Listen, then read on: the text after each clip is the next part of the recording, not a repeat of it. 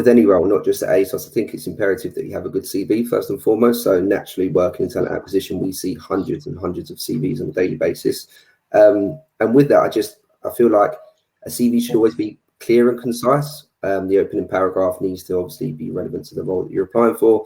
And even if you have no work experience and you're coming straight out of degree, something around your degree that may be modules you've studied that could link to the role, or anything, any experiences in your past life, or just a real passion for the brand, just make sure that you show that. But yeah, keeping it concise, because as I said, the gatekeeper will usually have over 100 plus CVs to go through, and they can't be sort of wading through loads and loads of information. So you want to get your point across, and just be clear with it. And with that as well, I guess in terms of the interview process, just make sure that you are well prepared to do your research on the company. And that could be anything from the financials, how they're doing in the last financial year, down to the product that they sell, or if there's anything that really stands out to you in terms of why you're attracted to the business.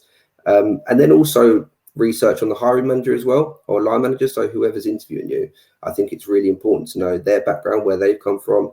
And then you can maybe see the career path that they went on, and maybe it could be aligned to what you're looking to do in the future in terms of their progression and stuff like that. So I think both those things are really important. And also, if you do your research, it's then a lot easier to build rapport in that interview. So it could be something as small as the hiring managers studied at the same university as yourself, or has studied the same degree, and then instantly you can build that rapport when you're in the interview. And obviously that's going to help you feel more comfortable as well, and also make you look good and stand out.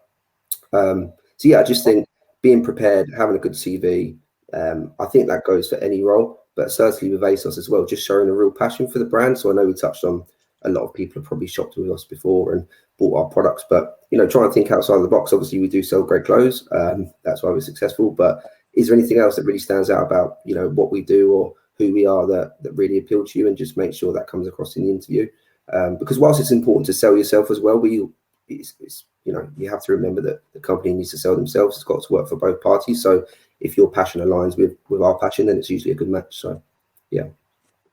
Okay, great. Do you have anything to add to that, Rachel?